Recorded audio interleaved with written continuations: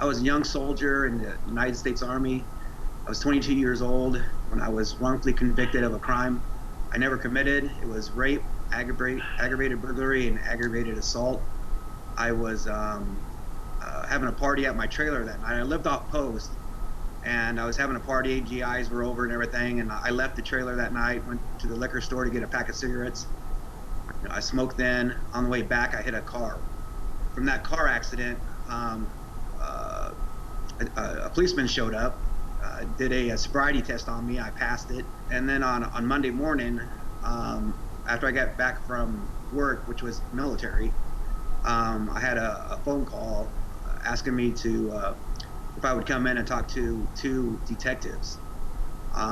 So I did. I had nothing to hide, and I was assuming it was because of the car accident. So I told them that my car wouldn't start because of the car accident, and they said, well, we'll come pick you up. And I said, okay.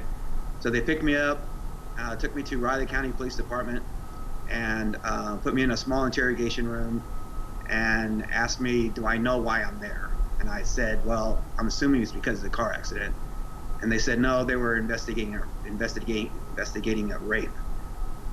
Immediately, I went into a defense mode, and I said, I don't know anything about no rape.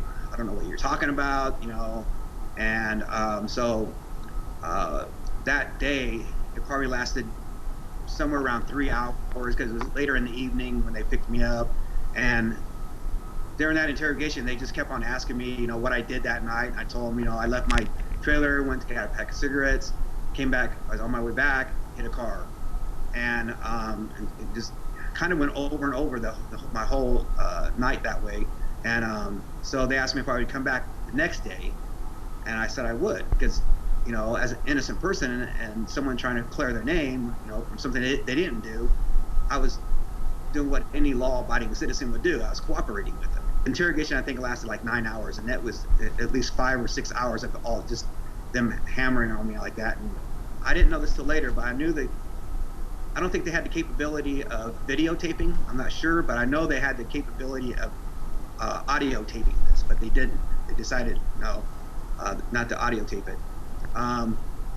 So I'm telling them I didn't commit this crime over and over and over. You know, I had a sister who was raped. They brought up her. I had a brother who was killed. They brought up him. They went into my past history, and this broke me down, you know, to the point where I just had my arms folded and my head was down on my forearms and I was crying.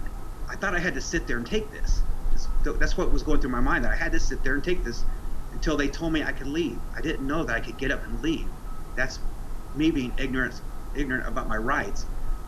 So I just sat there and took this abuse from them over and over until finally I just said, okay, what do you want to know? You know, and they said they want to know how I committed this crime. Well, I didn't know how this crime was committed. So they asked me, they would give me yes, no questions. They would lead me in questions. They would spoon feed me a little bit. Like they said, well, did you go to a house on the corner? I said, yeah, I went to a house on the corner. They go, well, how'd you get in the house? I just thought of some John Wayne movie. I said, I went up to the front door and just kicked it open. They said, no, didn't you cut the screen and pop the screen door open and go in that way? I said, yeah, that's what I did. And then they said, well, what did you do after that? I didn't know what to say, so I just said, I raped a lady. And they said, no, what didn't you go into a kitchen and pick up a knife? I said, yeah, I went to the kitchen and picked up a knife. What'd you do after that?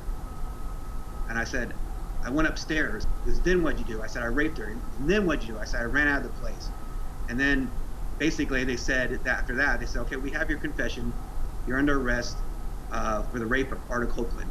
And the whole time it's a lot easier for me to sit here and say this than it is to actually be put under that pressure and have someone actually feel what I was going through at that time.